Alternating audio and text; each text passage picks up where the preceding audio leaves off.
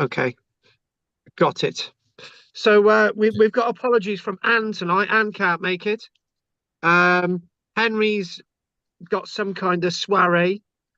Haven't heard from Dell. I don't know where Peter is.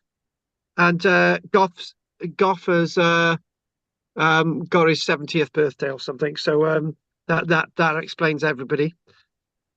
So we are going to we have started. So I'm going to first of all ask, is there any news from Richard? Come on, give us a bit of news, Richard. Mm, no, nothing for me, really. Okay, fair enough. Only that picture I sent you in the week. Oh, right. Yeah. I appreciate that. I did respond as well. So, yeah, I appreciate that. Thanks. Um, right. Next, let's think about. Oh God, phew, get my head together. Pat, any news from you?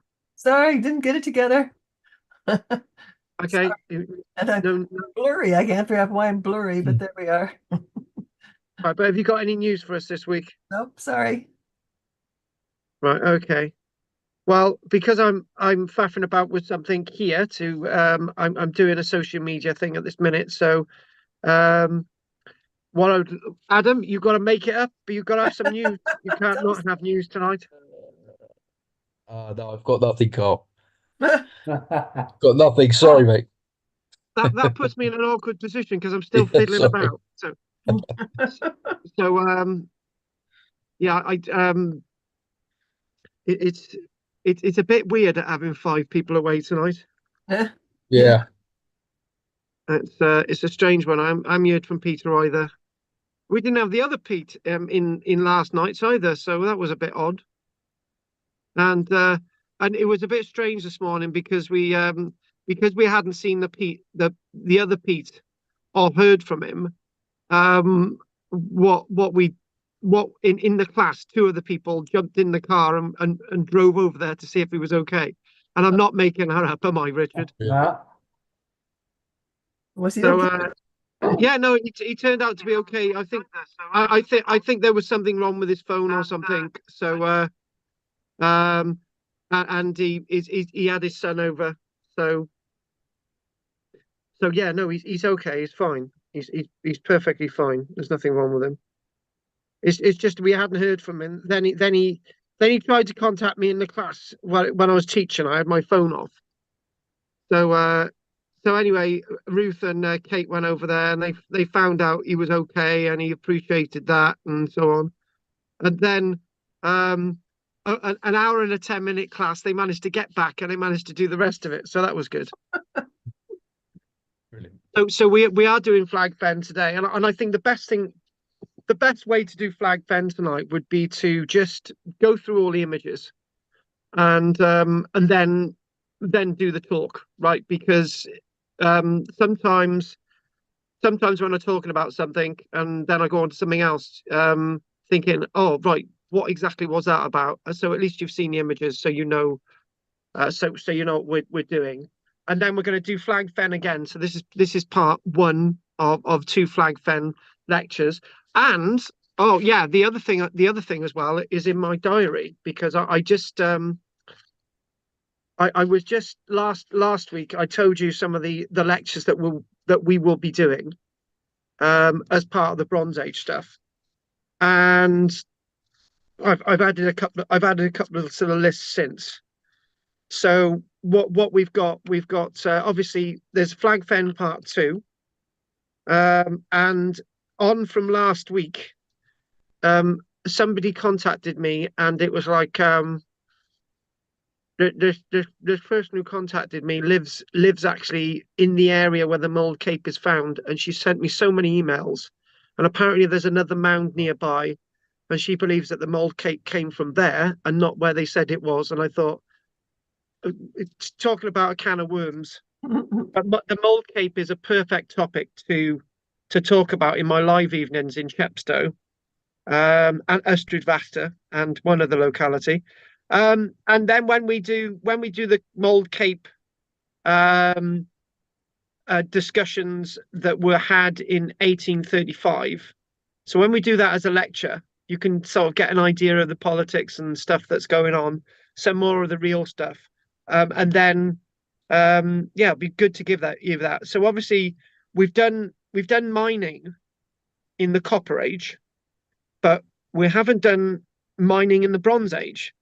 So obviously there's still mining copper in the Bronze Age naturally, but we need to do tin mining, which is a massive, huge component in regards to the Bronze Age that we're doing now. And there's this copper and bronze cauldron lecture that I got to try and put together.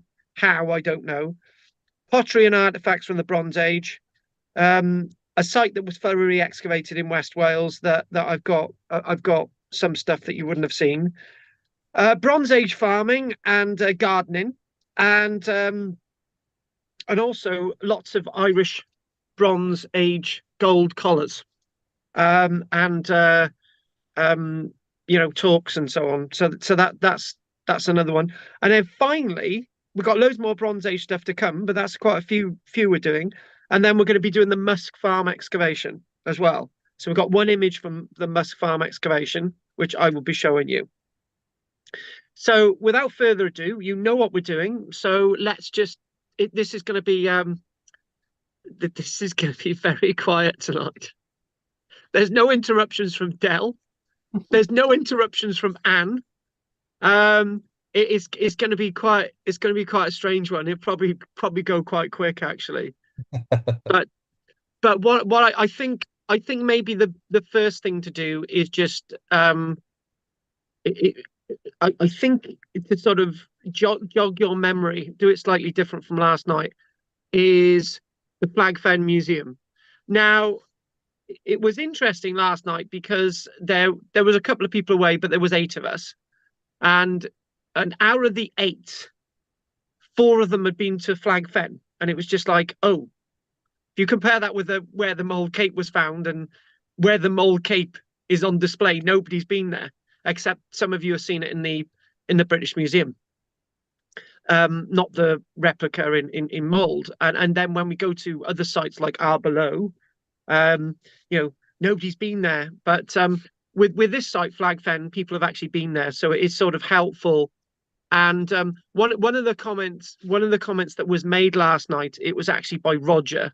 Roger said that when he went to Flag Fen initially, it was when he wasn't really interested in archaeology. And I'm thinking, I've known Roger for like 11 years, and I'm thinking, how long ago was that?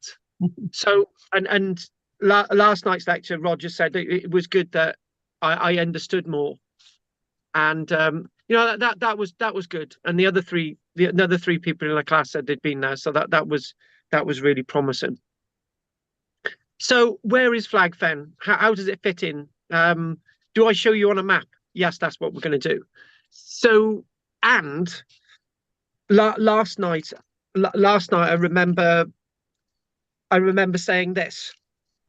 It's like, I want to be more sort of descriptive, and I've been very descriptive with these presentations from day one. However, when we're looking at the Bronze Age, we've got so much more to play with, and we can sort of understand the landscape a bit more, what they're planting, what the trees were like, what the clothing was like, what the tools were like, what the soil was like, what the weather was like, all these other things. So we understand the houses, and we understand the Bronze Age a lot more, and lots more things have survived, including a log boat that's in that image in front of us, and that just comes from very nearby, because what they've done, they found a few log boats associated with the Flag Fen landscape. So again, the Flag Fen Museum is absolutely fascinating, but what I haven't done is given any of you the chance to say, I've been to Flag Fen, and now's the opportunity. I've been to Flag Fen. Go on. Okay. None of you have been to Flag Fen, which is fine. Del can't join us today. Very, very busy day. Miss tonight. Okay, fair enough. So, but we've all we've all come across Flag Fen, even if we don't remember it. We've come across Flag Fen on Time Team. We've also come across an important player with Flag Fen, a guy by the name of Francis Pryor, who's the guy who discovered the site, who used to occasionally turn up in Time Team. And Francis Pryor is one of those archaeologists that is very outspoken, but he's very well respected. In my case, I'm very outspoken and not well respected, but me and Francis Pryor have got something in common there.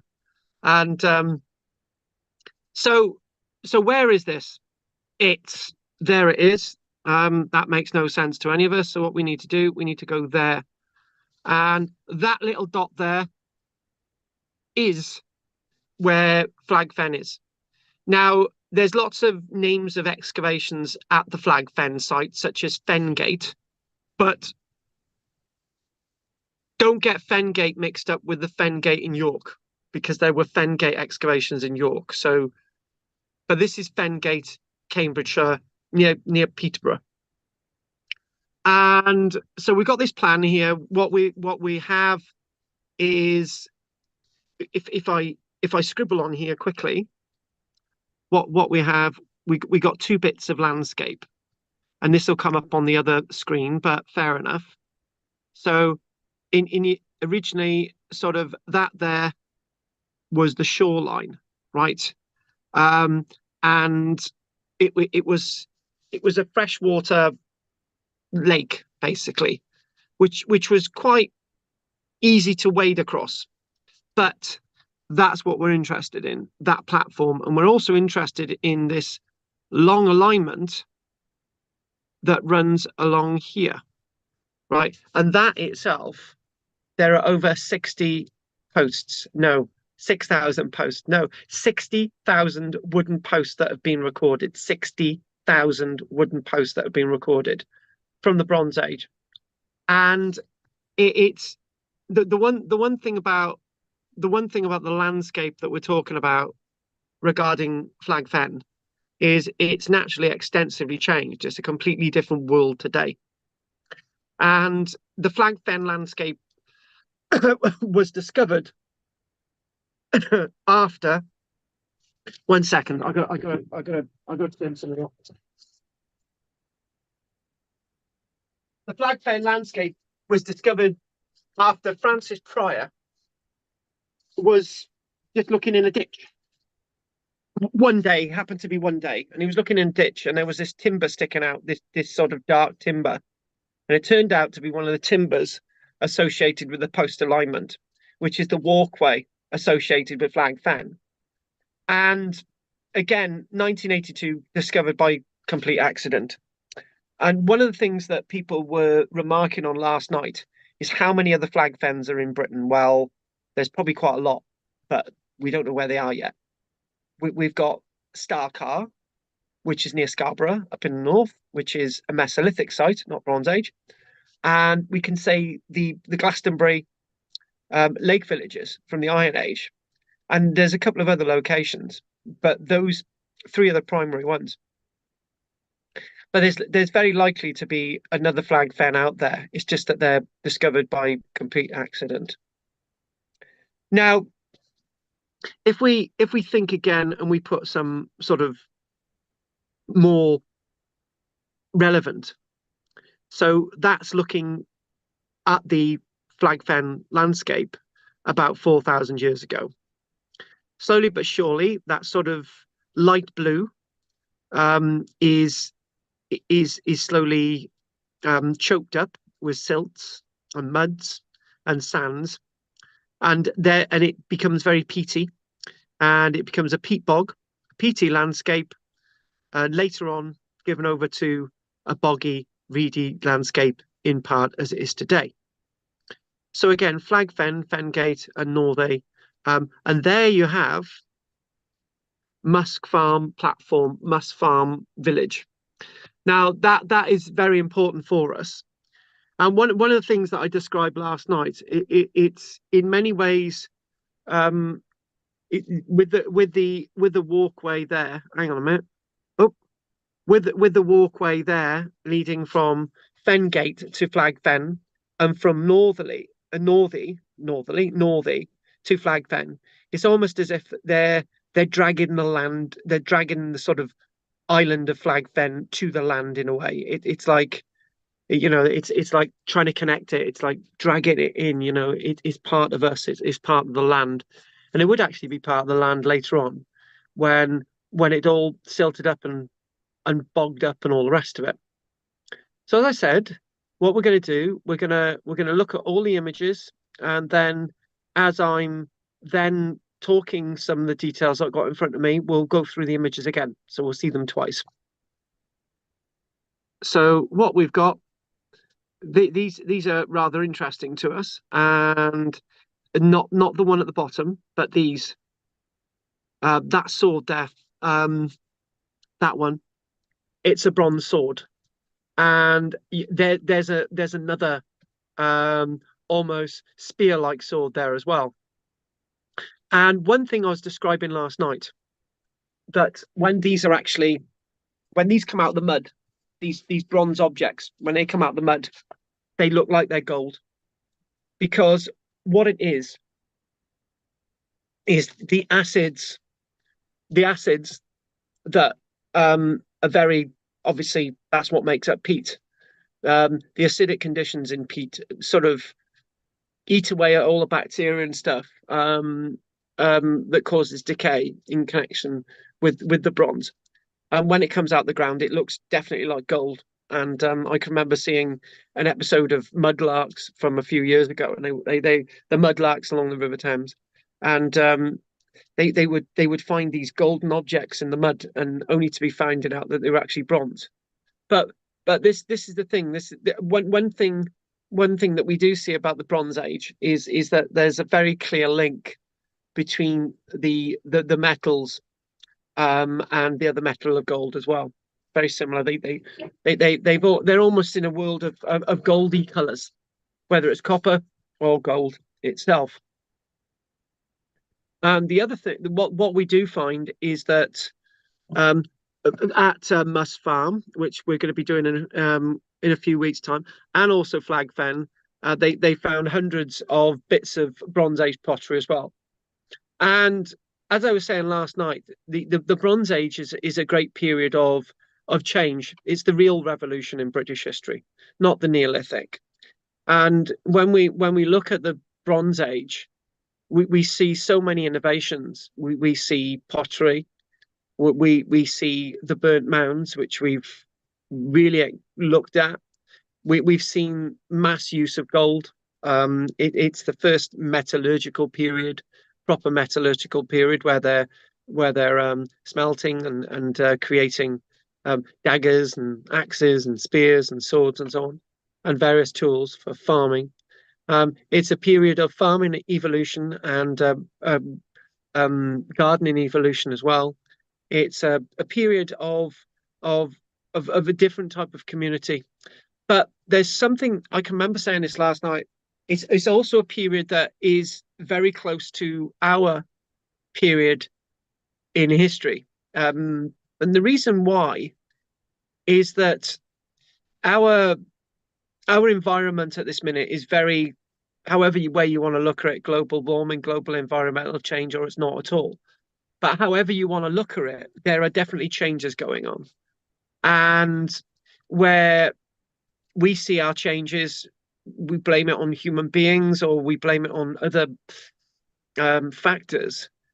The changes that these Bronze Age people saw in 1628 and 1159 BC, with huge volcanic eruptions, that would change the environment and all the rest of it.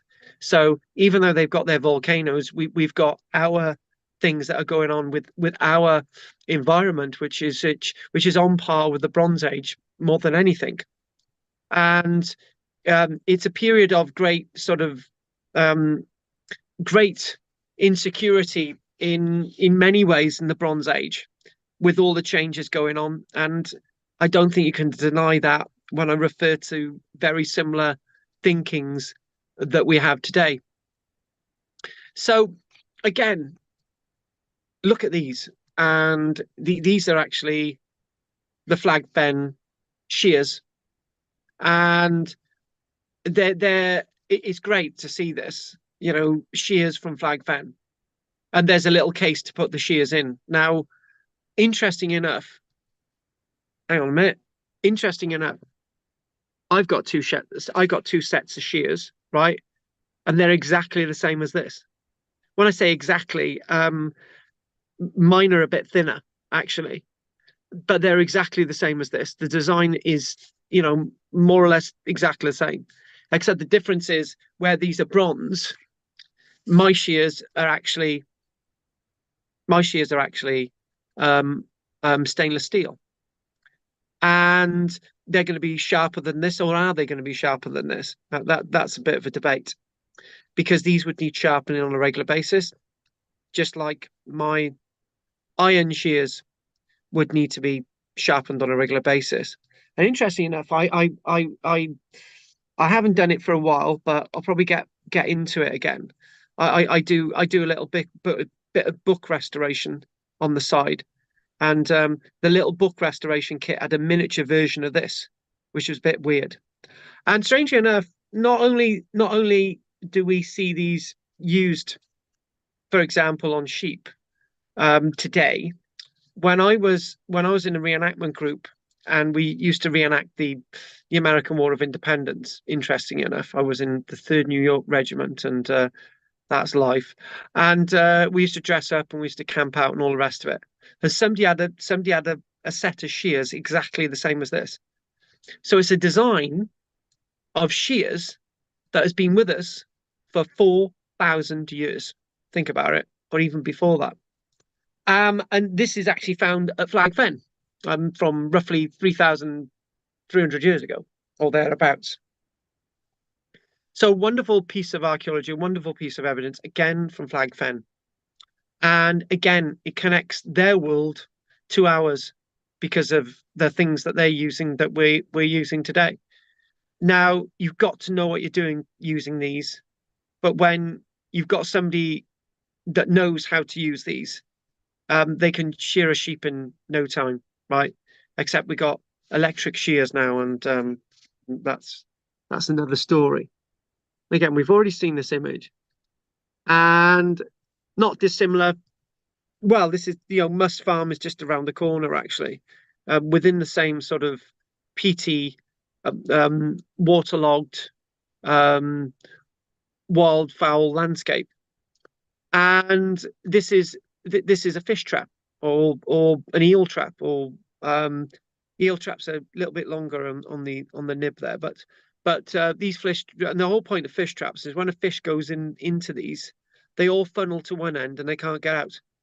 So, and again, finding 24 of these at the Must Farm site, and obviously this is just down the road, so these people would have known each other. There would have been a connection, and this sort of nice wickery type basket being used. And the one thing that we do see about Flag Fen, it's an active, ongoing, environmental sort of thing that they've got going on. So what they've done, they've excavated at Must Farm, and that's another lecture. But all that stuff is over, by Flag Fen, and it's sort of, being conserved there. And this is at Flag Fen. When you actually go there, you actually walk above, and you can actually see the original timbers in the original mud, which are being conserved now. And what they're doing is that they're sprayed constantly to prolong life. Others are actually sprayed with like a waxy substance, so that gets into the vesicles in the wood, and that preserves them for a very, very long time. So you can actually see the excavated archaeology for all to see at Flag Fen. This is that sort of landscape. So what we've got that island in the middle there, and we've got this is how it works. And interesting enough, the walkway, which is in fact 1 kilometer long, leads to this island, and it's pretty much on the land on that side at Fengate, which is which is the western side. It's the other way around. And there you've got on Northey, you've got this sort of walkway, and you've got all these houses. One of the other things, which we will see, is that houses in the Bronze Age, um, were quite big houses actually, and some. The thing is that this is what we said before.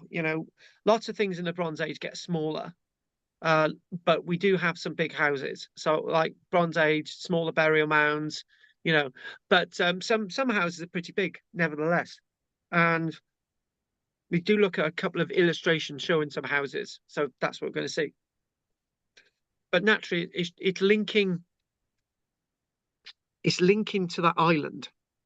Right, and as we've got this sort of image on here, this is not really to do with this period, but I will mention it now, and I will mention it in the distant future when we're sort of into the Iron Age.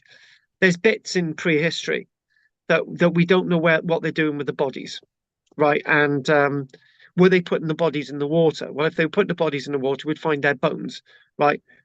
If they were cremating them, we'd find the cremation spots, and some people say that they're just putting them on boats and they were floating out to the sea and ended up on a sea bottom.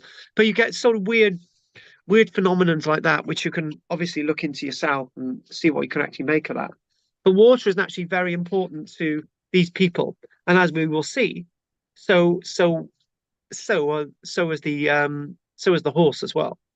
So and in the muds around that island and along the walkway, what there is inevitably found is lots of broken things, like broken swords, and also broken daggers and broken pottery, and what we do find is that we've got horse mandibles placed in the watery area.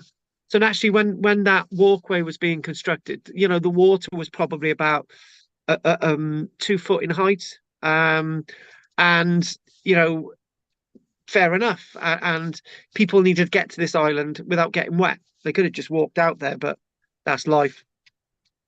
But they went through this incredible effort to create the walkway. There are lots of books being published about Flag Fen, but obviously the name of the guy that really needs to be remembered is Francis Pryor. And what they are doing is, they're showing there, lots of the timbers and the walkway and lots of the other indications of structures and so on within the Flag Fen landscape. So that's what you can see in that image.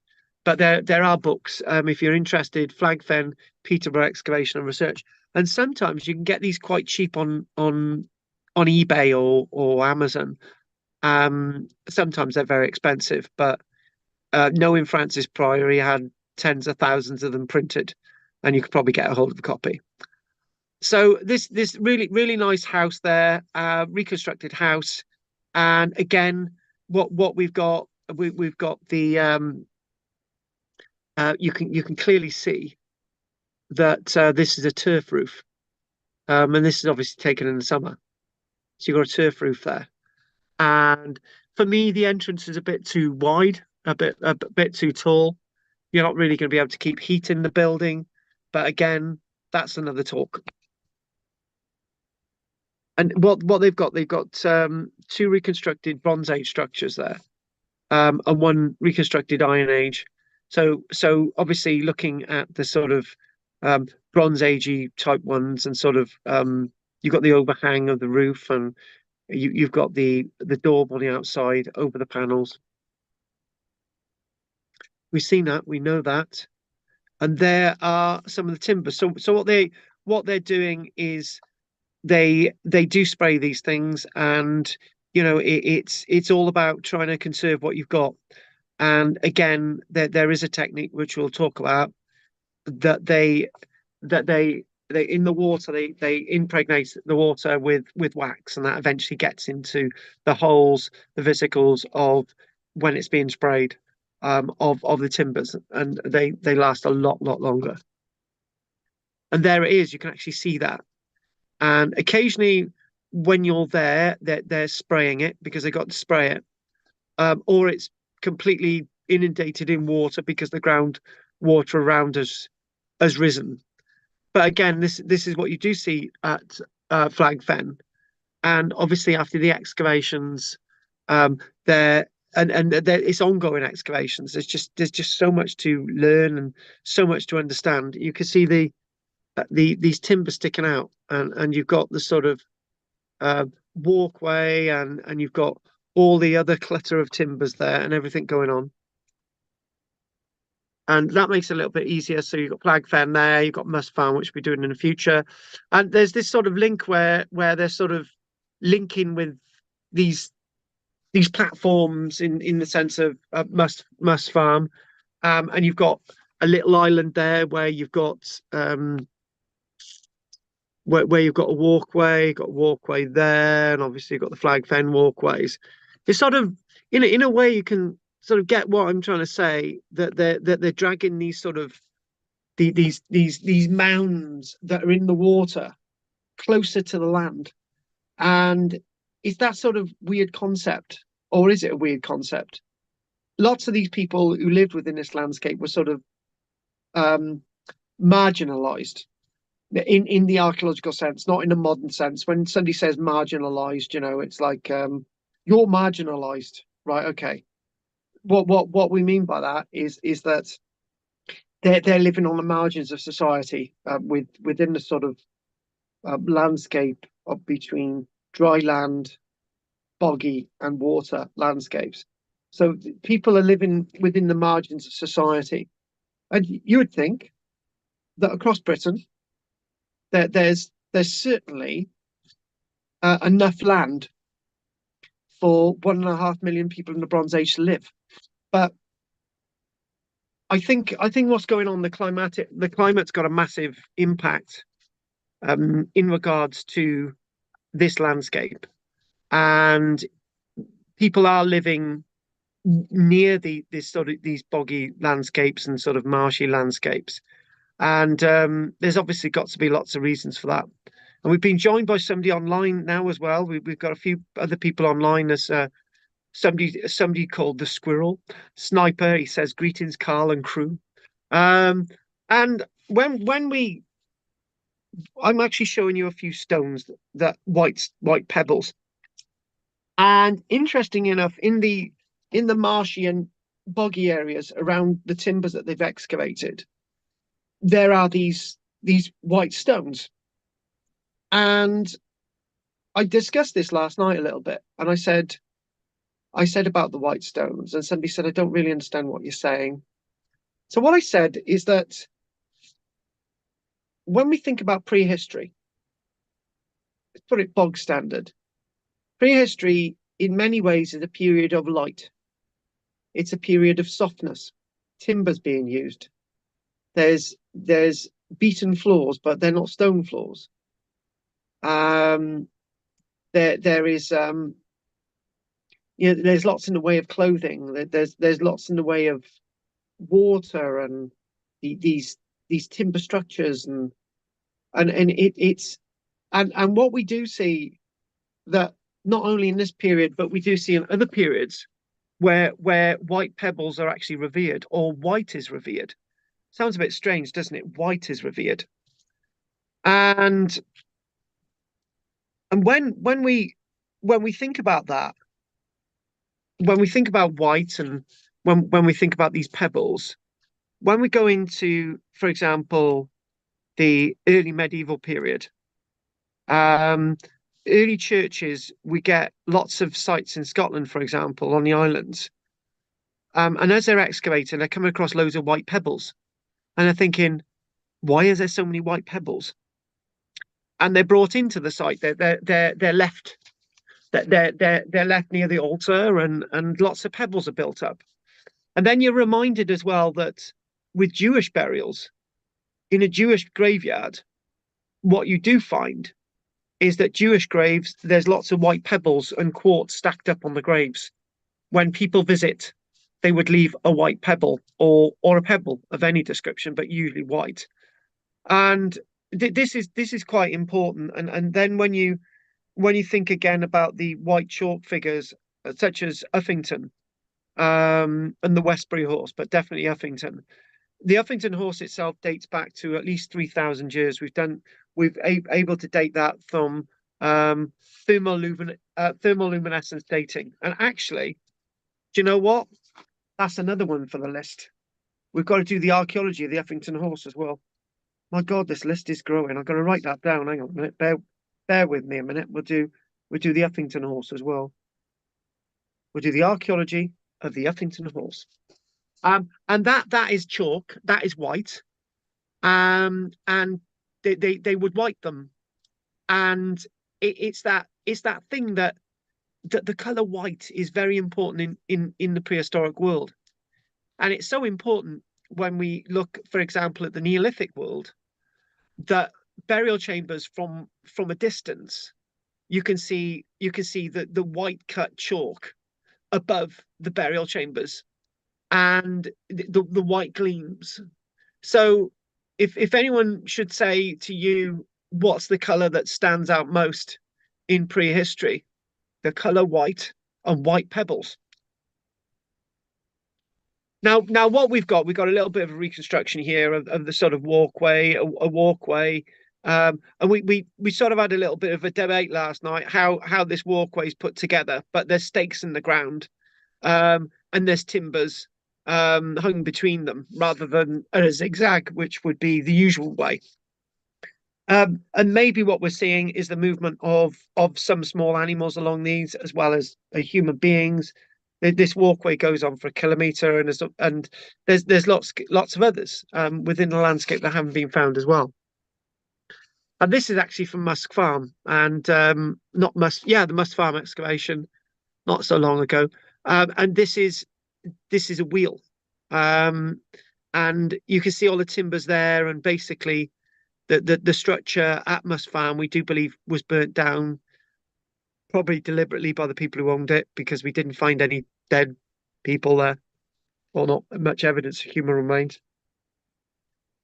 So that's another lecture altogether, but naturally just around the corner. Oh, there's my sheeps. Sorry. So one of the other things I want to show you as well, and actually I should have edited this actually, to make it bigger. Hang on, let's just sort of try and get that there. Oh, good. Now that's inside one of the three large, three reconstructed buildings there. And for me, this is rather interesting, and it's completely wrong at the same time. But they've done what they could as a reconstruction, which is fair enough. And for me, there would be no light there would be no light at the apex. It just wouldn't happen. And the other thing as well is you can see that there's light coming in through the walls. That would be wrong as well, because this would be a very, very cold building, and it would be a very, very damp and wet building if those two things that they've got wrong were actually real.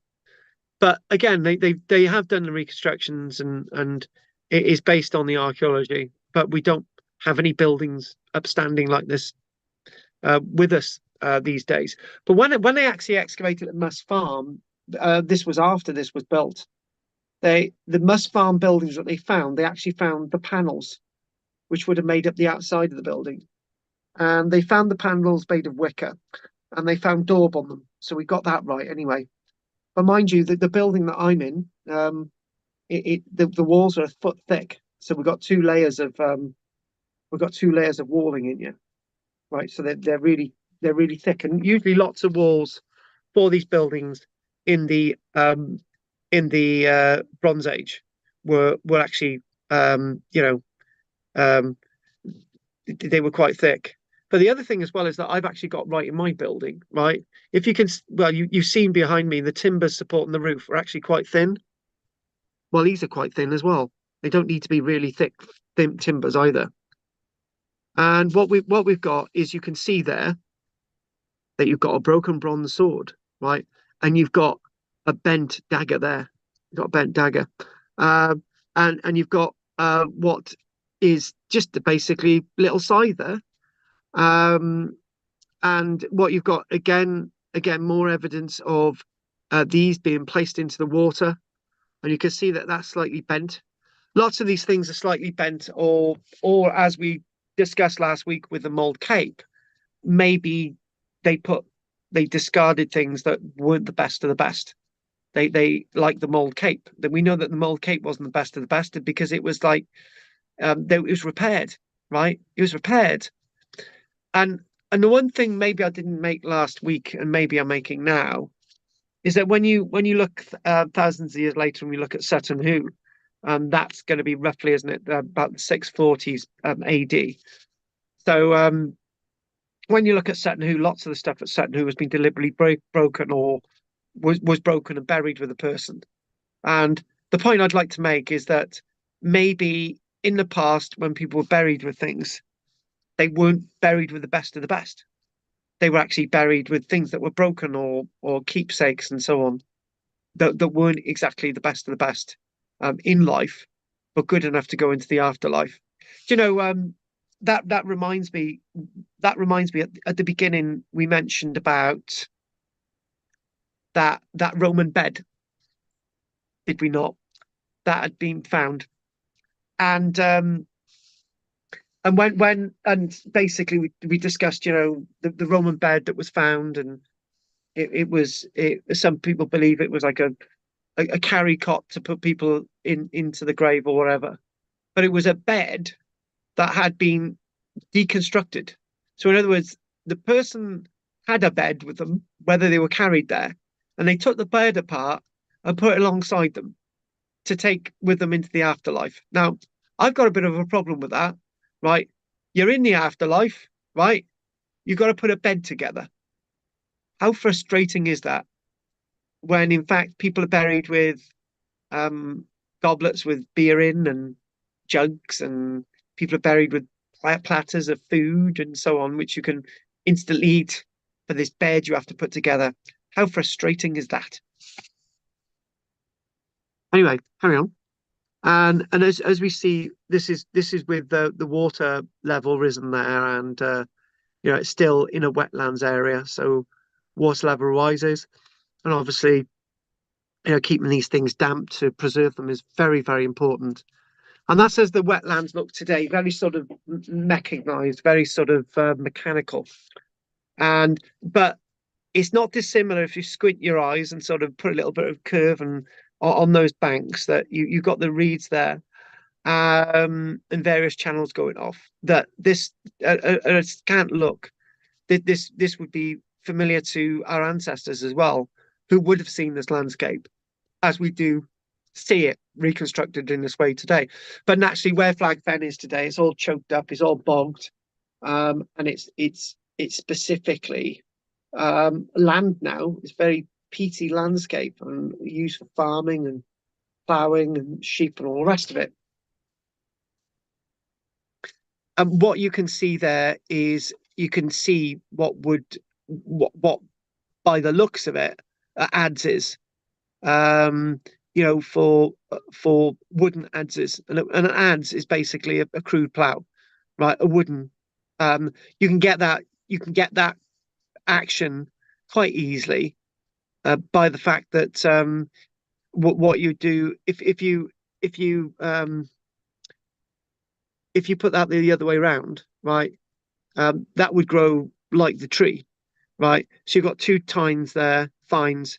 One is shorter than the other, perfect to be used as a plough, right? Absolutely perfect. So what I think we're going to do now is we're going to have a little break. Well, we're going to have a 10-minute break, and I'm going to have a quick drink. But before we have a 10-minute break, what I'd like to do is I'd like to show you this bed, right? And the Roman bed that we've been talking about. And then what we'll do, we'll do questions, right? So let's find the Roman bed, right? So we had a bit of problems with this last night, and we corrected it by typing in Roman bed found BBC, and it came up on the BBC website. So what we've got if we type in Roman, oh hang on, Hang on. There we go. Flat packed. Now, hang on a minute. What did we do? We went to the BBC site and then we went to another site. Yeah, it was this one. There we go. And basically, that's basically one end of the bed. Oh, consent. Hang on a minute. Consent. Right. That's basically one end of the bed. And you can see it basically looks like an IKEA bed, and that's what they found. So it's basically saying, oh, for God's sake, later. Thank you. I've got all these pop-ups. Right, okay. Hang on a minute. Where is it? Roman bed discovery was a surprise. According to The Guardian, the Roman burial site is connected to the now underground River Fleet. In fact, this natural humidifier is why the graves were found so well preserved. Writing in The Guardian, it said that the Roman bed was carefully taken apart and stashed like flat packed furniture for the next life. And it basically says that it was found 6 meters below the surface, beneath the modern ground level. While the area had been excavated in the 1990s, discovering the intact Roman bed came as a complete surprise. Who added that they had never seen anything like it before. There we go. They're excavating the bed. And interesting enough, that concrete thing alongside there is a pile which is driven into the ground and is completely missed the bed. So we've got the bed there. So revealing the symbolic significance of the Roman funerary bed, glass beads, a vial containing residue, and a decorated lamp, all discovered from the site of the Roman cemetery. It's from the earliest periods of the Roman cemetery, from the invasion date AD 43 to about AD 80. However, the discovery demonstrates that people were actually buried with Roman funerary beds. This is the first time hard evidence for these artifacts being used in funerary rites has been found in Britain. So what they've done, they found what they've done. They've seen illustrations of these things, but they didn't really know that they existed. So what we're going to do, actually, do you know what we're going to be very brave? We're going to press on that. And we're going to see. There we go. There. I don't know if you can hear this, but it don't matter if you can't. So 6 meters below street level. I think this is the only image there is.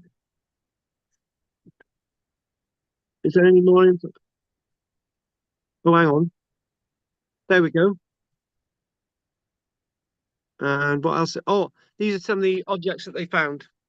The lamp and the beads and the glass vial associated with a much larger cemetery associated with the noughties AD up to 80 AD. I don't know if there's any other images on here.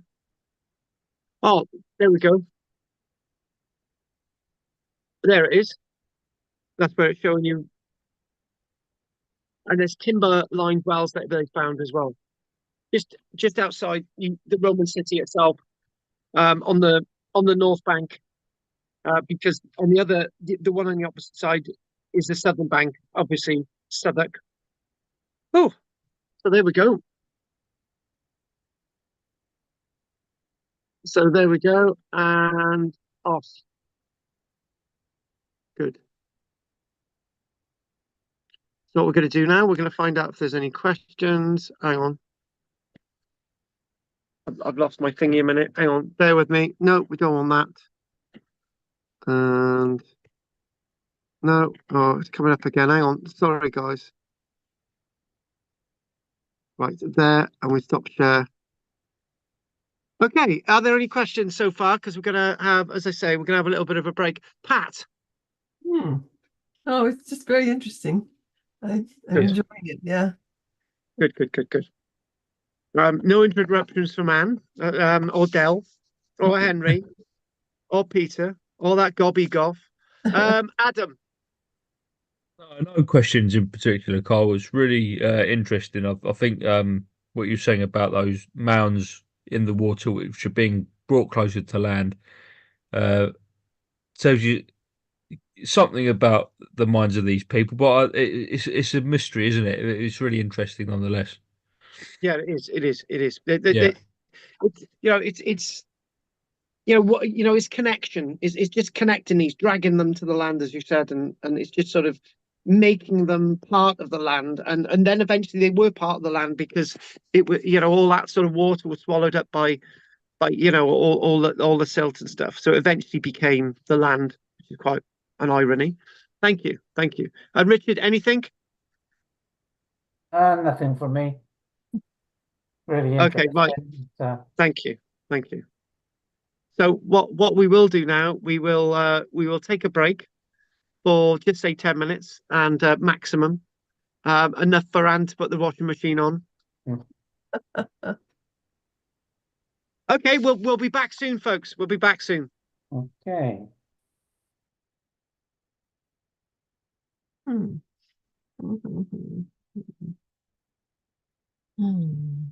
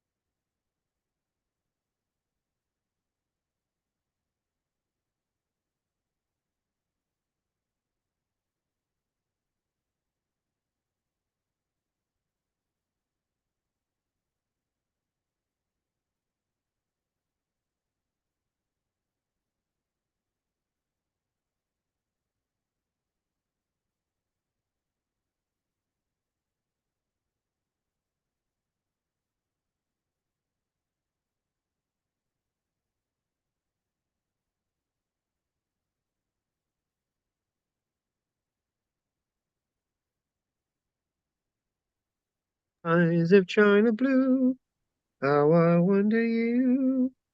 Glistening skies of amber gray.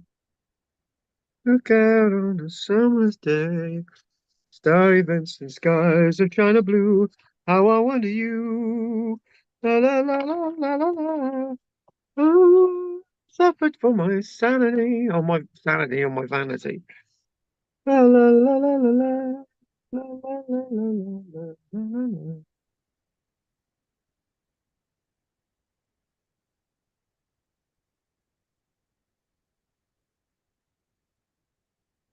I can do some stuff now, man. We can do hit the road, Jack. Don't you come back no more, no more, no more, no more. Hit the road, Jack. Come back no more. Hit the road.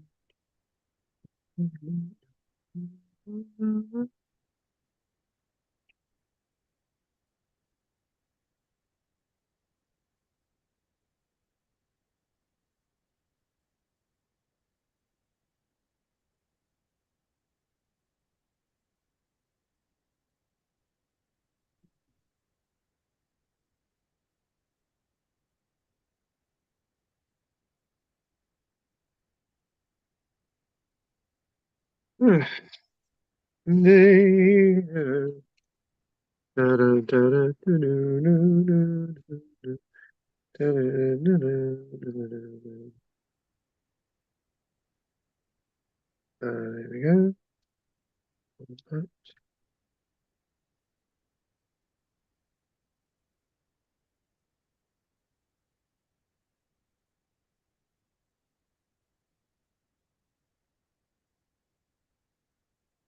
There we go.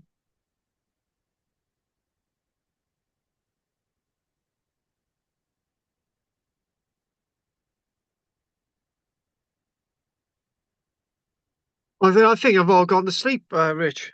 You did say 10 minutes. I did say it's smack Yeah. on 10 minutes now. Smack on 10 minutes. Smack on 10 minutes. I'll well, whilst we're waiting for everybody, Live. only Pat to go. Only Pat. We're almost always there. Um, I, I don't know if it's just me, right? For about the last year, right? I've been waking up in the morning, right, and I've had this metallic taste in my mouth, right, Mm. and I've seen a urologist recently, and I've had to cut back I'm not allowed to drink normal tea. And I didn't tell the urologist this.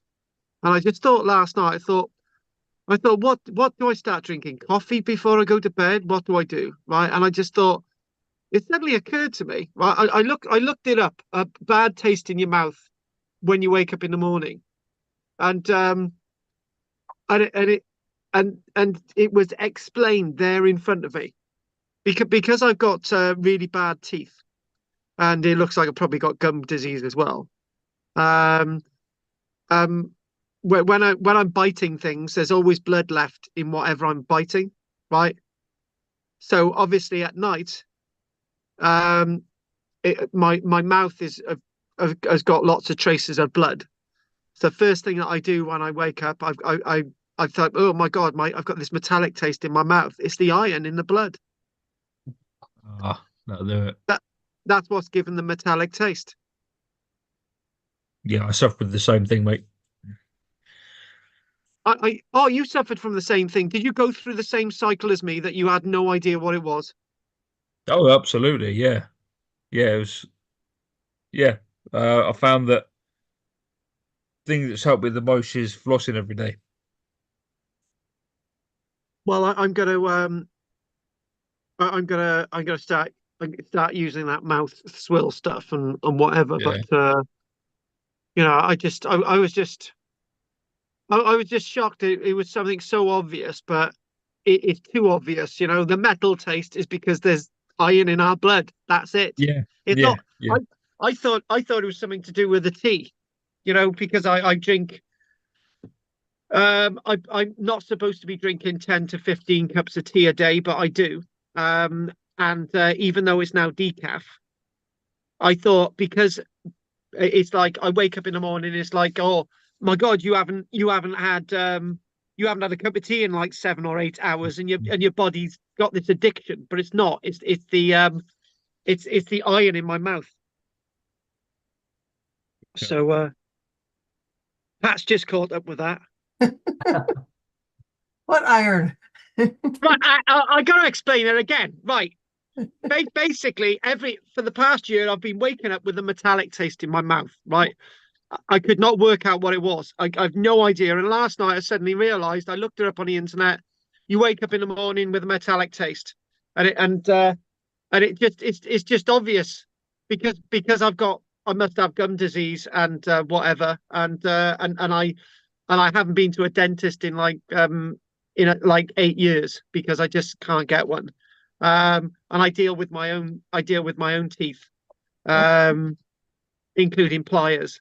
But yeah, but yeah. So because whenever I bite into something, there's always a blood residue left behind. So obviously, because I'm going to sleep at night, and my teeth are obviously leaking blood. So the first taste I have is a metallic taste. Hence, it's my teeth.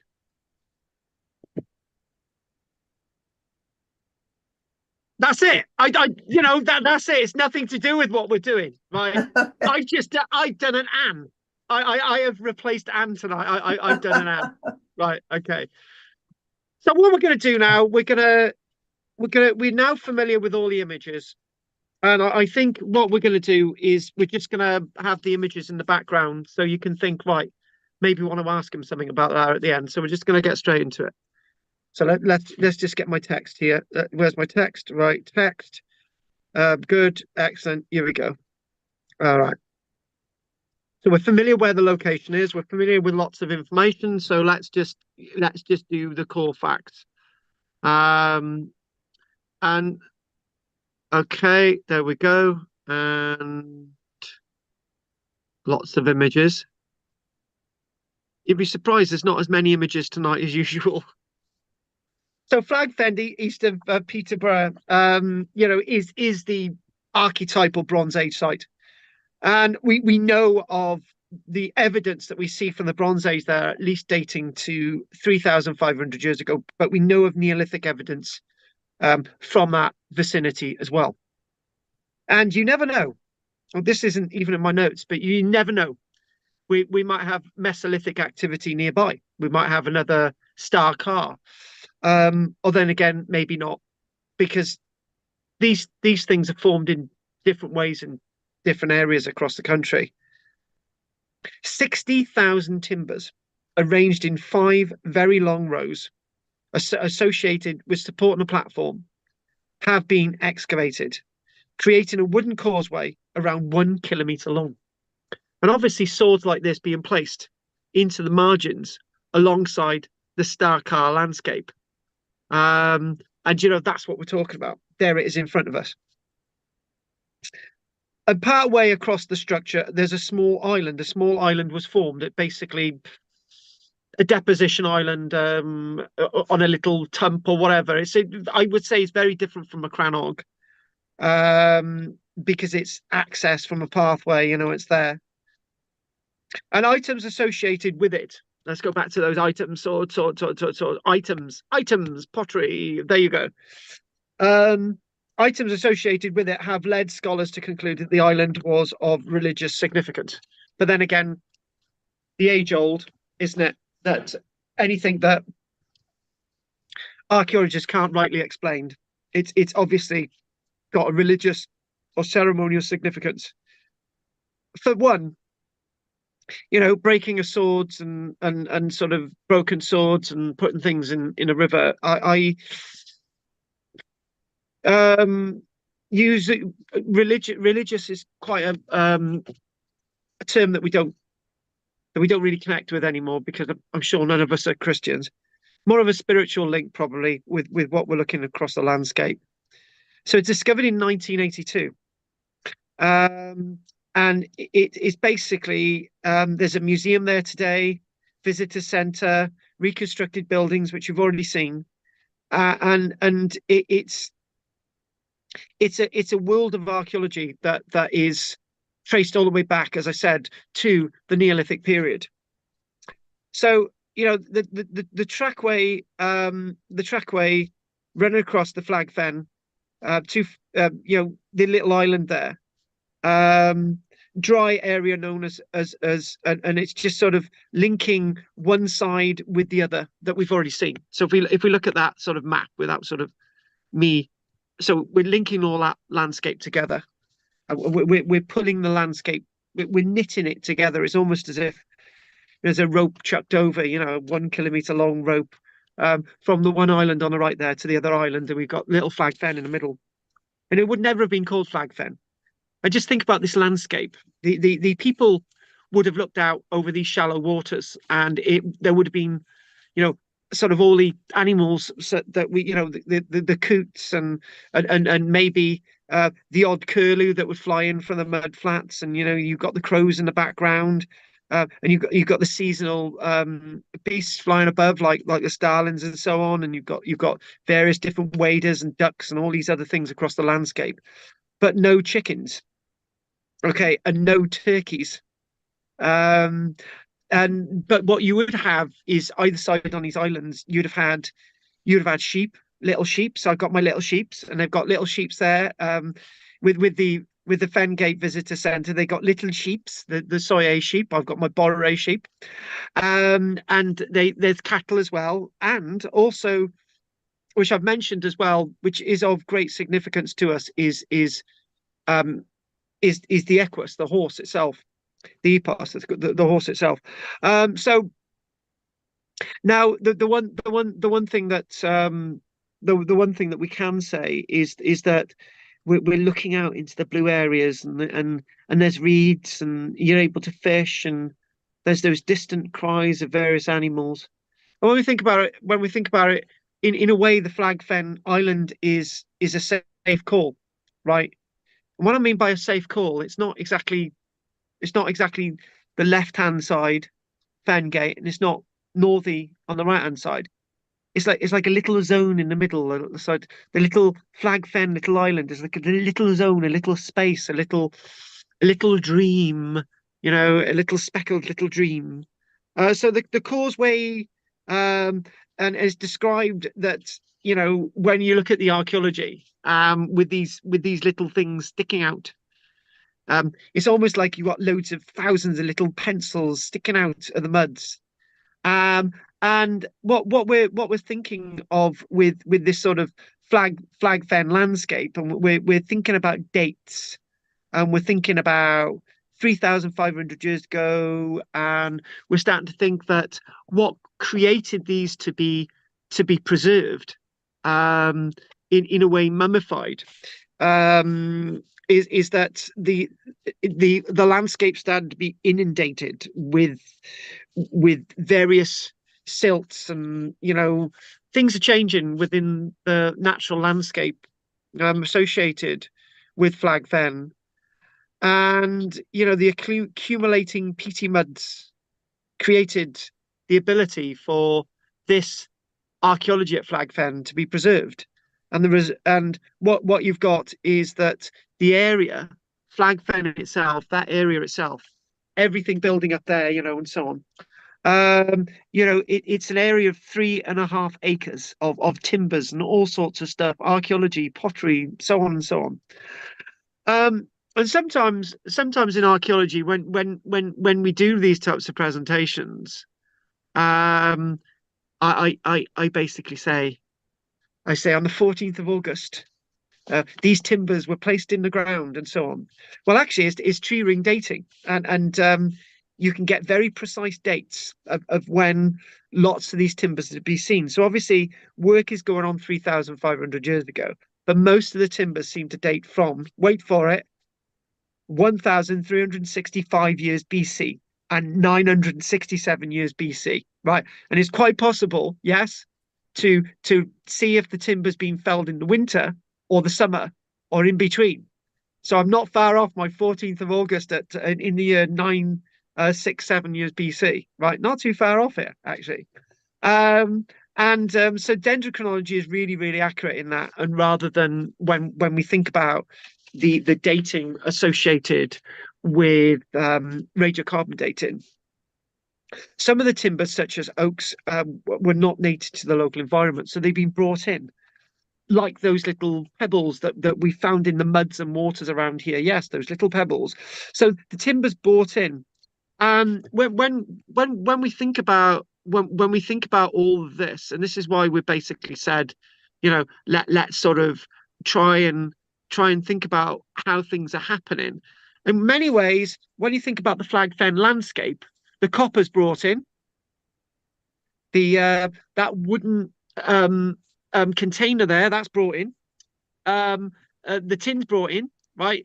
Timber's brought in, little stones are brought in. Lots of things are brought into the landscape, and the horse is brought in as well. Lots of things are brought in.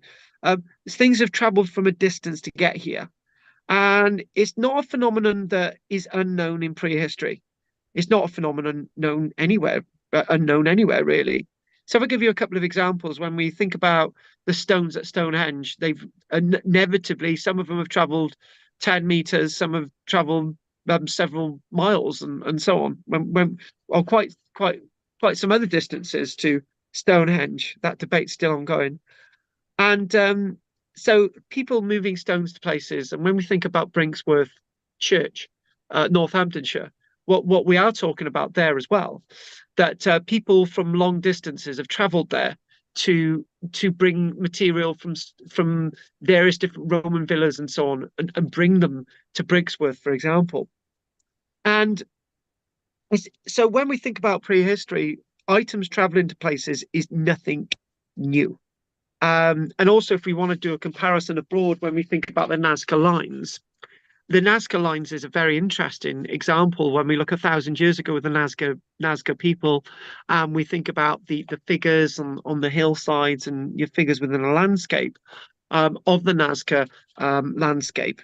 What we do see is that the black outline, the black sort of vulcanized, dusty landscape. And to create these Nazca lines, what they've done, they've taken a little paddle, and they've scraped a sort of zone, a foot into it, to create all these wonderful figures, whales, monkeys, all sorts of things. And then that's white against black. You see the color white, really, really, really important to people in the past. And then what's happening is that people are then bringing pottery to the landscape, or people are bringing coins to the landscape, and they're depositing. And that's the Nazca lines. I know it's 1,000 years ago, and this is 3,500, 3,200 years ago, whatever you want to call it. People are bringing things to localities. So it's very important to remember that the movement of items is nothing unknown, right? And also back to taking these little white stones, isn't it, to lots of localities. You're carrying a little white stone in your pocket, and you're you're leaving it places. It's a bit like me skimming stones across the water. I'm throwing a stone that I've brought in across the water, and it's all that sort of act, it's all that sort of connection. And maybe when we think about history, it's more of that connection rather than religions and ceremony. It's like a connection between two people. It's a connection. It's a connection with the landscape. It's a connection with the understanding of this very, very intricate, very, very deep, very rich landscape. So if we go sort of look at these, yeah, let's get these back up here. So many items, they say that lots of these items that you've got in a cabinet in front of you, lots of them actually, denote rank and prestige. Similar things were going on in the Iron Age, actually, within the landscapes. This doesn't finish just in the Bronze Age. So these were deposited surrounding flag fen, swords, spearheads, gold earrings, statues of Lloyd George, tiny pins, brooches. So all these things are being deposited in the water. Note, I got Lloyd George in there. I've got to get him in one lecture every single time. So archaeologist Francis Pryor discovered the site in 1982, and and one of the things that Francis Pryor said is that settlers often vied for social status by showing they could afford to discard valuable possessions, not really fighting, killing people, and so on, um, or just discarding things that they didn't need anymore. It's just like a broken sword and these things. We're just going to discard them in the river. By the way, Pat, we'll just throw away your gold earrings. You don't need them anymore, love. So what we're going to do, we're just going to put them in the water. And by the way, the gammons are a lot richer than the Richard Enos. So what we'll do, we'll discard all our gold in there, and Richard, you can just deal with your sort of shoddy little bronze sword. We've got a bit more status. But when we say it like that, sort of cartoony, it just doesn't ring true. It doesn't feel right. I really respect Francis Pryor. That's what he's saying. But maybe it's just it's more of a personal thing. I get, Francis Pryor saying it's like it's a competition thing, and maybe it's more of a personal thing. Lots of things in regards to this are very, very highly personal. It is a personal process to deposit things, and there's not going to be thousands of people hanging around going, oh, look at that person there, they're depositing a little bit of gold in the water, or the best sword ever. It's probably more like a personal thing, and therefore it's not competitive. I like to think personally that when our modern standards are that we're very competitive people in the modern day and age. Like, look at my phone, look at my car, look at my house. I couldn't give a damn what my car looks like, right? As Pat knows. I couldn't really care what my computer looks like or my mobile phone looks like, but some people do. They get a brand new phone every year. Pat knows, we all know there's people down the road who get a new car every bloody year, But I don't think people are like that in the past. I personally feel that they are more they're more in the line of, this is what we're doing for personal reasons. And actually, maybe the sword's placed into the river because into the water course there, actually not the river, into the landscape of Flag Fen, because somebody's passed on, and we're just putting their sword in the water. We're a broken dagger in the water. So for example, this is one thing it says. There is also evidence of intentional destruction before placement. Daggers broken in half, placed on top of each other. That could mean lots of things, but it's naturally really, really interesting when we look at the fine dynamics. But the dynamics don't need to be that complicated. Other finds include small polished white stones of a type not known in the area, indicating that they had been intentionally collected, selected, thought of, connection, transported to, and placed at the site. Now, I haven't got a photograph of a horse, that we know what a horse looks like. Other artifacts found were horses' mandibles, and this, I think we made this point last week, and I think we made it before. The horse, for example, were very valuable to the prehistoric people. In fact, the horse today is very valuable today for lots of reasons. So the horse has always been very valuable. It's not just a mantra for a means of transport, and it's not just a mantra to replace manpower, and it's not just a mantra to sort of replace people dragging things on sledges and so on. Horses have so much more uses than that. You've got a beautiful mane on a horse. That's hair for a brush, right? You got the skin of a horse. I know horse needs to be dead, but everything dies. Use the horse's skin. You can get milk from a horse. You can get meat from a horse. You can get decorative objects from a horse. The manure itself is gonna fertilize your landscape. And it's just, the horse itself is again there's respect in these things, and people think, oh, it's going to be perfect to eat. Well, okay, you look at the cow, for example, in regards to Hindu society. And in India, right, you get cows wandering down the street, and there's bells on them, and people pat them and give them hugs, and so on. maybe the horse is a bit like that. Very very powerful symbols. Um, and obviously in regards to that, we're sort of thinking, is this a real ritual deposit, or is this just a respect for an old horse? Sort of that connection. And in many ways, people believe that what's going on at Flag Fen lasts for, hundreds and hundreds and hundreds and hundreds of years. It goes it goes from 3,500 years ago all the way into sort of Iron Age. There's sort of like an Iron Age connection. At which point by the Iron Age, the Flag Fen Basin had been completely filled in, not by human beings, but sort of silted up, and all the muds and stuff, all that had ended up there. And you can call it a religious monument, you can call it what you like, but it is a very, very powerful landscape, nevertheless. And what we got on the one side, where we've got on the opposite side, where it's got Whittlesea, right? Yeah, on the opposite side, Peterborough, that's Fengate, Whittlesea. There you've got Northey, and there's lots of round barrows there as well. And it could be. I'm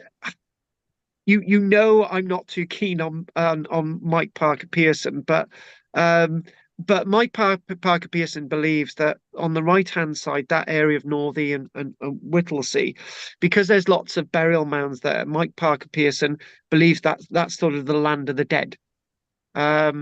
So okay, but that, for once, Mike Parker Pearson might have a point, because if we go to that other illustration, yeah, if we don't go through all these images again tonight, it don't matter. So what we've got we've got got it the wrong way round, actually. But if we think of that as Fengate on the left and Northey on the right, right?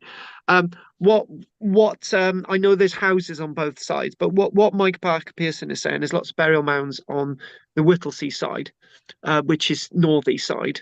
Forget that there.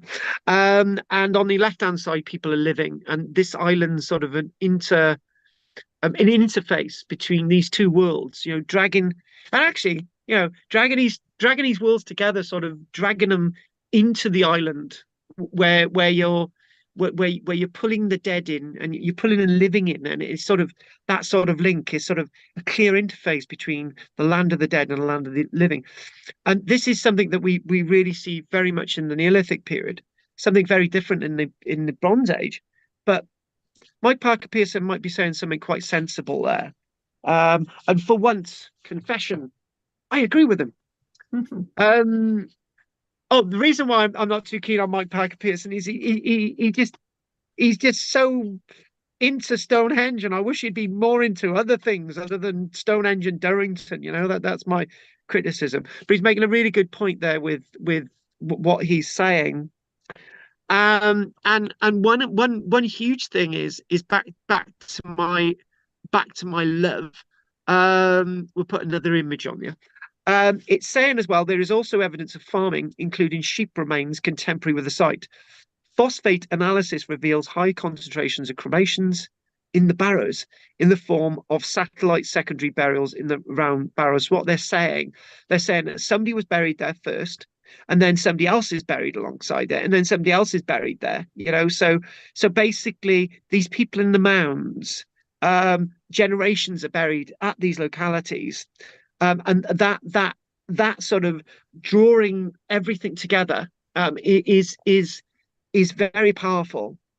So destruction and preservation. What we're finding, what we're really finding, is that the peat builds up over the site and preserves it 1 meter, 2 meters below the surface. And what happens with the peat is all the acids and so on. They eat away at the calciums and stuff, but what they don't do is eat away at the woods.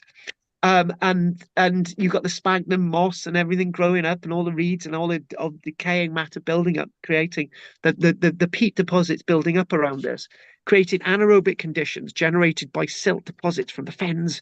These protected the wooden posts and rafters of the collapsed structures from rotting away under the influence of air and bacteria. So this is what they've got to do. They've got the timbers that they're seeing and it's seeing in the image. What they've got to do to get this is an earlier image. What they had to do was sort of spray them on a regular basis, and the bacteria abates. It goes away, so it doesn't rot away, and it doesn't all collapse. So what we're thinking of is that in around 3,000 years ago, not 3,500 years, 3,000 years ago, 3,000 that time period, the ground level would have been much lower than it is today. And what we've got is that with the fens within that landscape, is completely covered and is completely preserved by the birth of Jesus Christ. So we think of the archaeological investigation and we think about the preservation and finding artifacts. So site discovered in 1982, as I keep saying, by Francis Pryor. What they were doing, they were looking at the dikes. They were surveying the dikes within the landscape, and they've got all these little posts sticking out. And Francis Pryor excavating there from 1984 to 1919. Obviously, there's ongoing work there as well. And Francis Pryor was made very famous in the National Geographic edition of 1992. As is quoted in there, he stumbled literally upon Flag Fen when he tripped on a piece of wood lying in the bottom of a drainage ditch. So if you ever trip up on something in the bottom of a drainage ditch, have a good old feel. Except you might be feeling the remains of a dead person. But other than that, if it's solid, it might be a timber associated with a prehistoric structure. So finding the timbers, which are not to do with buildings like this, but what the buildings are, obviously, this here. In amongst all that sort of horizontal and vertical jumble of timbers, animal bones, a bronze dagger, and other metal items and fragments, flint implements, and hundreds of bits of pottery. You know, the very distinctive pottery that we're finding from the Bronze Age. I get the image. There you go. So one of the reasons why I wanted to do this as a two-parter was I just wanted to chuck a load of stuff at you guys. We haven't finished yet. I wanted to chuck a load of stuff at you guys, and then that leads us nicely into, if I can get the image. Oh, where is it? There. Oh, I've got my shapes. I don't want my shapes.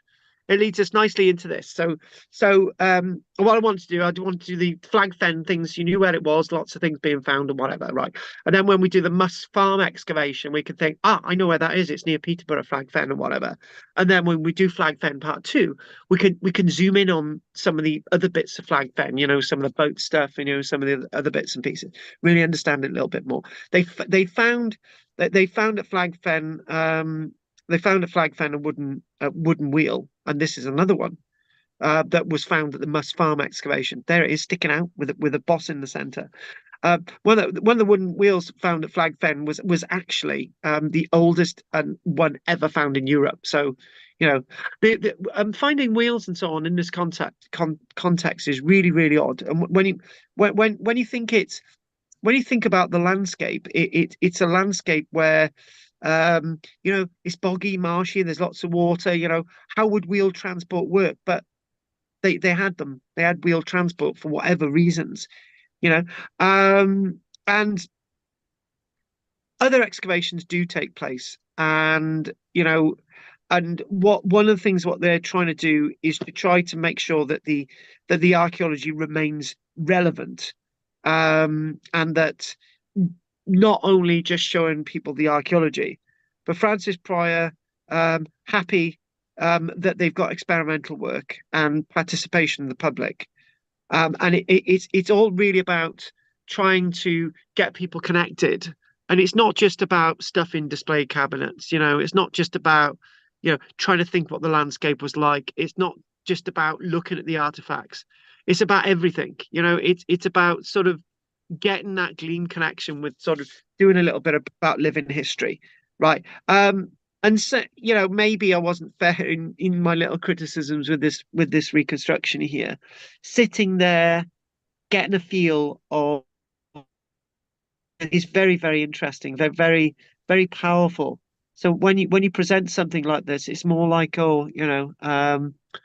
prehistory, very, very diverse, and we'd look at the images and stuff. But when you're sitting there, seeing it, feeling it, viewing it, it brings it much, much more alive. So if we go to let's just make these images relevant. Let's go to there. And again, archaeological work at Flag Fen is ongoing, along with the other stuff that's been found from Muss Farm. And the problem is what's happening with the area. There's extensive drainage of the surrounding area, which benefits agriculture, but doesn't benefit the archaeology. It means that many of the timbers that are in the ground that haven't been examined are drying out. And what they're trying to do desperately now is that um, they're they're lifting timbers right out the muds and so on, and they're putting them in big vats as well, not just trying to impregnate the water with spray and so on. They're doing it on a more industrial scale. So replacing the cellulose in the wood with water carrying wax and impregnating the wood over the years. So what they've got is that you're going to see bits of Flag Fen for hundreds of years and get an idea what prehistoric life was like. We can't save everything in archaeology. We can't preserve everything. We can't make everything speak for forever. And when we look at Coppergate in York and we think about the Jorvik Viking Centre, what they've done, they've excavated everything and they've preserved everything, and then they've replaced everything in these areas where they were found. That's the way to do it. And obviously trying to do a little bit more of that with the likes of Flag Fen. So all to do with money at the end of the day. So and these techniques that we're getting, they've preserving the wood using the cellulose in the water with the water carrying the wax is a technique that they've used to preserve the timbers from Seahenge, and other structures that they're actually excavating, such as if we go with looking at a cabinet, sort of this boat found, the Neolithic boat found from East Ree. What that is, it's a log that's been hollowed out, and it's the front and back's there, so it's just a log boat. And the way that works, I know we did this before, that you would hack out the wood the best you could, and then when you get to a certain level, you might burn it inside, and you would scrape that out, and you'd burn it and scrape it out, burn it and go scrape it out, and that was harden the wood. And as it's been slightly carbonized, it would make it more durable and more water bearing. And what they are doing is sort of freeze drying timbers, and the freeze drying timbers itself is another wonderful process. I Freeze drying is not putting a timber in the freezer and hopefully when you take it out it'll last for 1,000 years. Right? Tried that, it don't work. It's not freeze drying at all. Completely different process. So freeze drying is when you put something on low temperature, very low temperature.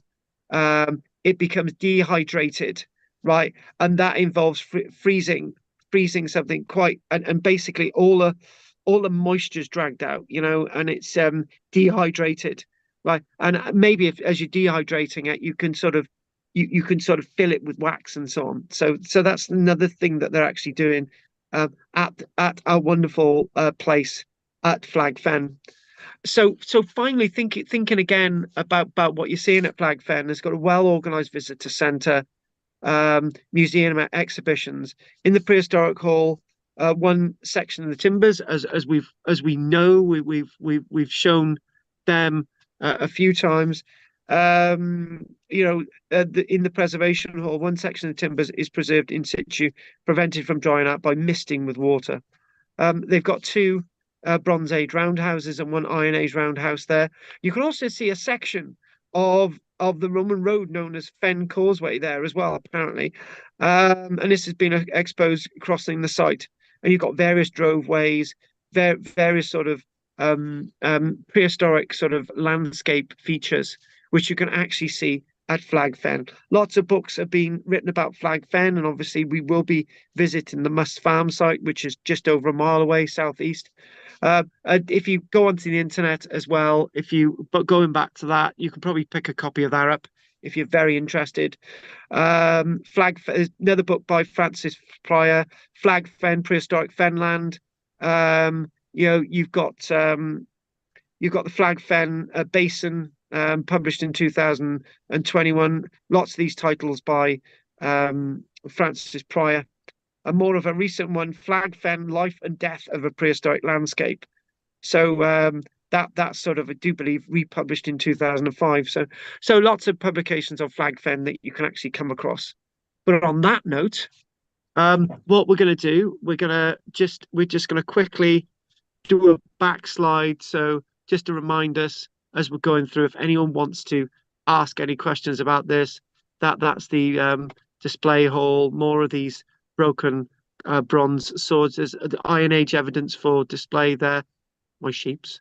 Obviously looking at Must Farm again and the wonderful archaeology at Must Farm, reconstruction work there, the white pebbles, as you know, lots of plans, more on display. Trying to preserve these things and sort of lift them and sort of get them more sort of available for future preservation as they stick out the ground. And one weird thing I mentioned, if you see these things sticking out mud and they're very black, they're usually referred to as black boys, not a racist comment, but they stick out and they're very dark and sort of out the heat. That's what we call them. And obviously more, again, one of the Bronze Age buildings, reconstruction and books and the landscape. And again, all the mist there, and they're preserving lots of these things. And I'm really interested in that, where we've got the fish traps there. And a cabinets. It'd be great to do a trip there and see these sort of votive offerings of shears and being used, and putting that and the Bronze Age pottery. And then finally back to the first image of the swords, but we'll end with the Bronze Age image of the pottery. We started a little bit earlier today. We had a shorter break and we got less people asking questions. So we finished a little bit earlier today. Pat's going to go to bed and she's going to be really happy tonight. And that's good. So what we're going to do, we're going to go there. We're going to stop that.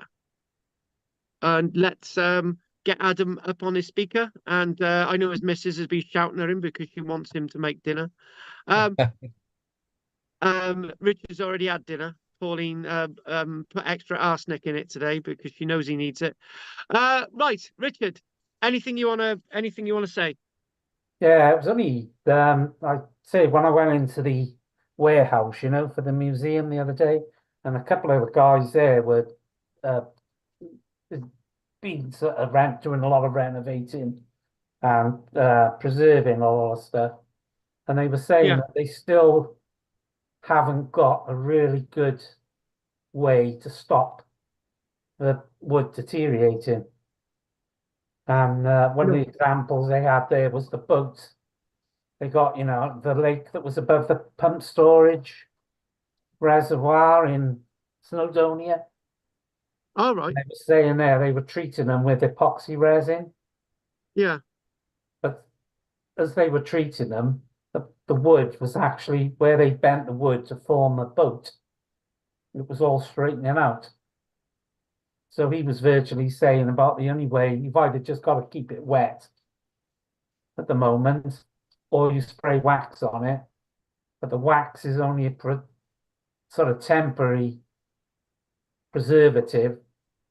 It's just they use the wax, knowing later on they could get rid of the wax if they find a better. But at the moment, they're still struggling to find a method that would really preserve the wood. Yeah, it's quite interesting. So obviously the Mary Rose, how long's that going to last for? The big question now. Well, I think a lot of that they're still keeping damp. Yeah, Underneath and them. obviously you've got the Vasa in Sweden as well. Yeah, that went out on its maiden voyage and sank like the Mary Rose. So Yeah, 'cause that yeah, didn't boat know they that. got from Mega, when they dug up on the marshes in Mega, The that's mega still boat, yeah. virtually all the wood is still stored in water because there's no one to actually, they're not certain what's going to happen with the wood. They say a lot of No. it, it's like got the consistency of like a Christmas cake or something. So, Oh yeah, yeah. so it's quite a thing. But the other Very thing I soft. was going to ask you as well is the walkway that they formed, would they be able to, if they had like a sort of handcart or something, as you say, they got wheels, would they be able to bring it across the causeway? Or was it similar? I know I've seen pictures of is it Neolithic sort of causeway, which is virtually just one plank between, Yeah, you're chain post thinking and about the ones put the cross post like like that. that, just a Yeah, plank and a sort of yeah. balance in between but with this being a bit, bit more advanced. This is why I wanted to come back to Flag Fen, and that's one of the questions and Yeah, issues that I wanted to look at. And the sort of I think it would be, yeah, I think it might be too narrow. But then again, what I want to do is I want to really go into that area and try and answer that question. So yeah, when we come back to this again, that's one of the things we'll be looking at. Yeah, some sort of artist impression, isn't it? What I've it? I've seen some really naff ones. I've got to find some good ones to sort Yeah. of illustrate it a bit more. So yeah. So we'll be able to answer that one again. We will. We will. Okay. If there's nothing else, Richard, No, that's it from I me. will go on to Pat. Thank you for that, Richard. Um, I thought 60,000 was, a lot of upright timbers, and they had to count those, to get 60,000. And I looked online and they have horizontal planks as well that Yeah, they've that's right. counted. 250,000 horizontal planks. So, and when you look at that picture, it just looks a mess. There's all those things sticking up, but I And don't, all the other stuff in between them. Yeah, exactly. yeah, Exactly. 250,000 planks. It's a lot of material and it's a lot of wood, but over a period of time. But Yeah. obviously, obviously just that one demonstration, right? That tells us that the Bronze Age hadn't eradicated all the trees, and the Neolithic period hadn't. There must have been a lot of timber around for them to do that. Obviously, back to the burnt mounds as well. They had a lot of timber to burn. So, this thing about the trees, we've got to reassess it because there's a lot of timber around, right? Um, and and um, and then what's happening that our trees have declined so much in Britain. I think there's lots of clues in this, and we've got to see that. But with Flag Fen, thousands of the timbers must have meant that there was lots of trees around because they wouldn't have been able to do it otherwise. A lot of work. And a lot of work, yes, Yeah. not just one bloke. Yeah. They didn't seem to give some sort of, recreation of the walkway. I mean, there was that one narrow one, but Yes. didn't see much, for what it would have looked like. And maybe, I don't know if they know what it looked like. I don't know. Yeah, that's why I'm going to get some decent illustrations because I've seen the ones on the net and I'm not impressed with them. I know the ones you're talking about. So Yeah. this is why I want us to come back at Flag Fen and think about the walkway. Yeah. That seems to be the thing that people are interested in. So yes, we need to come back to that and sort of get some decent illustrations, and hopefully I can get them by next time. Okay, thank you. My pleasure. My pleasure. Right, okay then. If there's nothing else from you, Pat, we'll do Adam. No, nothing to add to that, Cole, but that was a really interesting lecture. Thank you. I'm glad you enjoyed it, and Yeah. I don't think anyone else has got anything else to say online. No, Squirrel Sniper hasn't said anything since, or nobody else. So anyway, next week. Did I tell them all what we're doing next week? Hang on a minute. I did tell them what we were doing next week and oh God, what the hell was it? Hang on a minute. Oh yes, next week we are doing the Irish gold collars and the talks and various other things. That's what we're doing next week. That's what I told them last night. That's what we're doing next week. So yeah, we're going to Ireland. There's lots of talks and sort of designs and so on in gold. So that's what we're doing next week. Okay, good. Okie doke. So okay, if there's nothing else from anybody else online, anyway, thanks for joining us tonight, and we will see you all next Wednesday. Naturally, with the others, we won't be finishing so early, but it's still 9:15, you know, so it's you know it's pretty okay. So anyway, if there's nothing else from Richard, Pat, and Adam, I'll see you next week. Thank you very much. Well, See you next all week. right. Take care. Bye. Cheers, Go Carl. on, Bye, everyone. Adam, Bye. Pat, and Richard. Night. See you Bye. next So week. long. Night. So long. Night. So long. Right, anyone? I'm just going to see if there's any chat. No, a small group tonight. How many people away? There was Anne, there was Dale, there was Goff, there was Peter, there was Henry. 5 people away. Oh my God. And I think there's somebody else as well. Anyway, so if there's nobody else wants to say anything online, don't forget to like and subscribe. Press the join button. Join.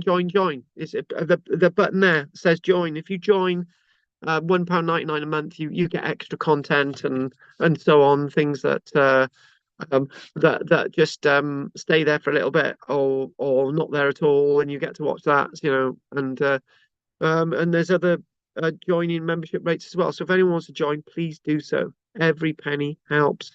Press the join button. And finally, if anyone wants to make a contribution, there's the buy me a cup of coffee. Oh yeah, and don't forget to like as well. We like a few likes, don't we? So there we go. And see, we're gonna go with, if I can put this on in a box. Yeah. Okay. There.